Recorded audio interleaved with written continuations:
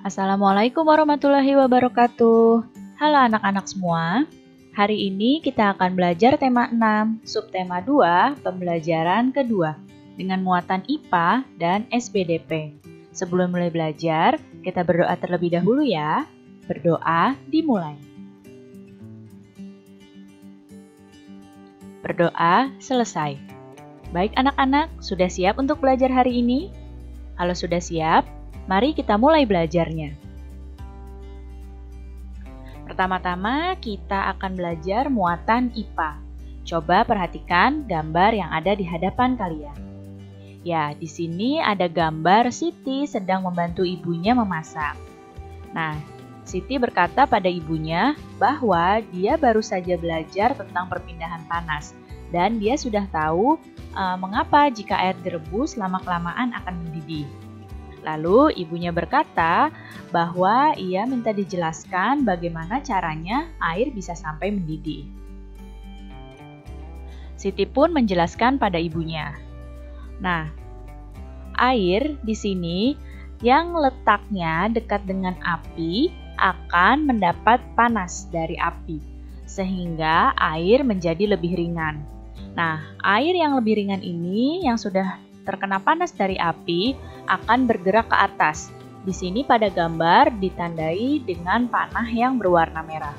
Akan bergerak ke atas dan digantikan oleh air yang ada di atasnya. Jadi air yang ada di atas akan turun ke bawah. Di sini ditandai dengan panah yang berwarna biru untuk dipanaskan. Begitu seterusnya hingga air mendidih. Perpindahan panas secara konveksi adalah perpindahan panas yang disertai dengan perpindahan zat perantaranya. Umumnya, perpindahan panas secara konveksi ini terjadi pada zat cair dan juga gas. Berikut ini adalah contoh perpindahan panas secara konveksi. Yang pertama ada merebus air, kemudian ada memanaskan minyak, ada peristiwa angin darat, dan juga peristiwa angin laut. Ini adalah beberapa contoh perpindahan panas secara konveksi. Sebelumnya kita sudah membahas tentang perpindahan panas, peristiwanya yaitu merebus air. Nah, untuk memanaskan minyak kurang lebih sama seperti merebus air. Sekarang kita akan membahas tentang peristiwa angin darat dan angin laut.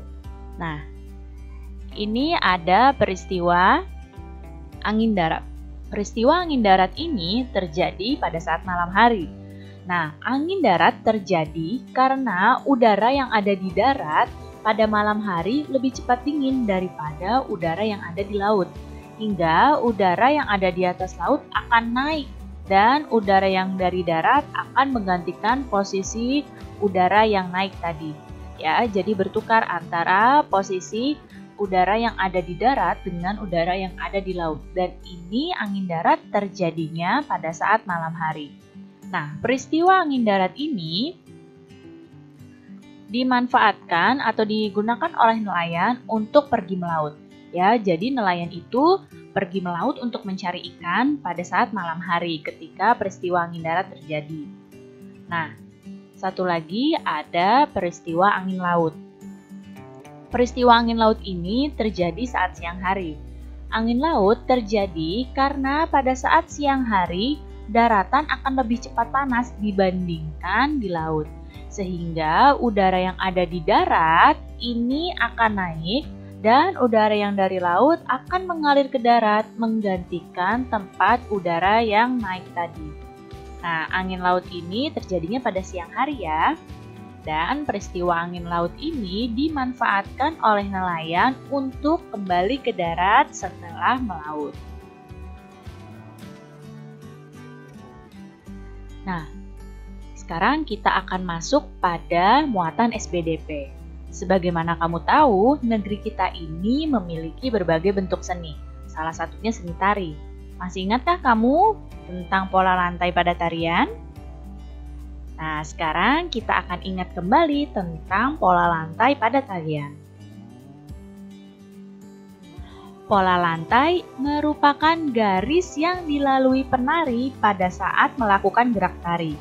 Pola lantai sangat penting agar penari mengetahui arah perpindahan geraknya supaya tidak saling bersinggungan atau bertabrakan. Nah, tarian yang menggunakan pola lantai juga akan terlihat lebih indah. Nah, apa saja pola lantai itu? Nah, secara umum pola lantai dibagi menjadi dua. Yang pertama ada pola lantai garis lurus. Pola lantai garis lurus ini dibagi menjadi pola lantai horizontal, pola lantai vertikal, dan pola lantai diagonal. Kemudian yang satunya adalah pola lantai garis melengkung. Nah, pola lantai garis melengkung ini ada pola lantai lingkaran, pola lantai angka 8, dan pola lantai garis lengkung ke depan dan lengkung ke belakang. Pola lantai horizontal itu yang seperti apa? Lihat gambarnya. Nah, ini yang Ibu tunjuk dengan panah adalah pola lantai horizontal. Kemudian pola lantai vertikal seperti ini ya. Pola lantai diagonal yang seperti ini, yang bentuknya menyilang seperti huruf X. Kemudian untuk pola lantai garis melengkung. Nah, perhatikan di sini ada yang pertama pola lantai lingkaran. Lihat yang Ibu tunjuk panah, yang ini yang bentuknya lingkaran adalah pola lantai lingkaran. Kemudian ada pola lantai angka 8. Jadi gerakannya akan membentuk seperti angka 8. Dan ada pola lantai garis lengkung ke depan seperti ini dan lengkung ke belakang seperti ini. Sekarang kita akan lihat ada satu contoh tarian, yaitu tari Yospan dari Papua. Kita akan tentukan apa pola lantainya dan bagaimana gambar pola lantainya. Pola lantainya di sini untuk tari Yospan adalah pola lantai lurus vertikal. Bagaimana gambarnya? Gambarnya pola lantainya itu seperti ini. Dan ada satu lagi contoh, yaitu tari randai dari Sumatera Barat. Nah, kita akan tentukan apa kira-kira pola lantai dari tari randai ini. Ya, pola lantainya adalah pola lantai melengkung yang berbentuk lingkaran. Lalu, bagaimana gambar pola lantainya? Ya, pola lantainya jika digambar akan membentuk seperti ini.